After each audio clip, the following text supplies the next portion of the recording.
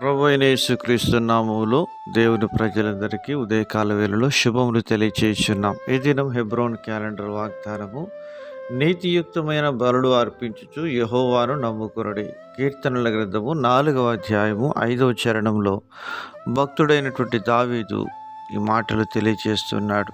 నా నీతికి ఆధారముగు దేవా, నేను మొరపెట్టినప్పుడు నాకు ఉత్తరమిమ్ము. ఇరుకులో నాకు విశాలత కలగజేసిన వాడవు నీవే. నన్ను కరుణించి నా ప్రార్థనను అంగీకరించమని ఈ కీర్తనకారుడు దేవుని సన్నిధిలో మొరపెడుతూ ఉంటున్నాడు. ప్రియమైనటువంటి దేవుని ప్రజలారా, దేవుని భయమునంది ఉన్నవారు పాపము చేయకుండా పడకల మీద నుండగానే మీ హృదయములలో ధ్యానం చేసుకోనండి అని కీర్తనకారుడు దేవుని వాక్యం ద్వారా ప్రజలను హెచ్చరిస్తూ ఈ మాటలు తెలియజేస్తున్నాడు.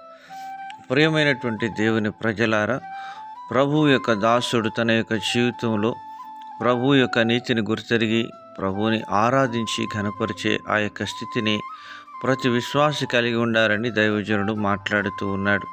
51వ కీర్తన 17వ చరణంలో దేవుని వాక్యం ఇలాగను సెలవిస్తుంది.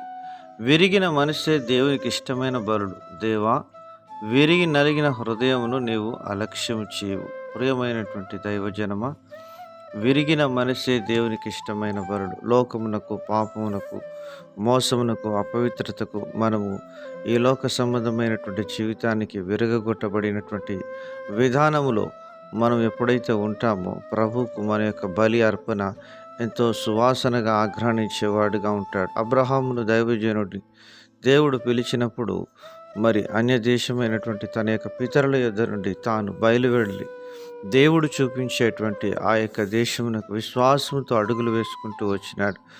దేవుడు తన యొక్క సమర్పణను, త్యాగమును ఎంతో గౌరవించి తనని ఘనపరిచిన దేవుడుగా ఉంటున్నాడు. ఆ దేవుడే ఈరోజు మనల్ని నడిపించే నాయకుడిగా, పరిశుద్ధాత్మ దేవుని యొక్క సారథ్యంలో ఆయన నడిపించే నాయకుడిగా ఉంటున్నాడు. ప్రియమైనటువంటి దైవజనమా, ఆ విధానంలో మనము దేవుని సన్నిధిలో విరిగిన మనస్సు కలిగి ఎప్పుడైతే సేవించే వారంగా ఉంటామో అటువంటి బలులు దేవునికి ఎంతో అంగీకారములై ఉంటున్నవి. ఇక ప్రభువునందు నమ్మిక ఉంచువారు ఎల్లప్పుడూ మేలు చేసేవారుగా ఉంటారని దేవుని గ్రంథం 37వ కీర్తన 3వ చరణంలో దేవుని దాసుడు దావీదు సెలవిస్తూ ఉంటున్నాడు. యెహోవా యందు నమ్మిక ఉంచి మేలు చేయము, దేశమందు నివసించి సత్యమును అనుసరించుము అని దైవజనుడు అంటున్నాడు. దావీదు తన జీవితంలో మేలు చేస్తూ వచ్చినాడు. అలాగున దావీదుకు దేవుడు మేలు చేస్తూ వచ్చినాడు.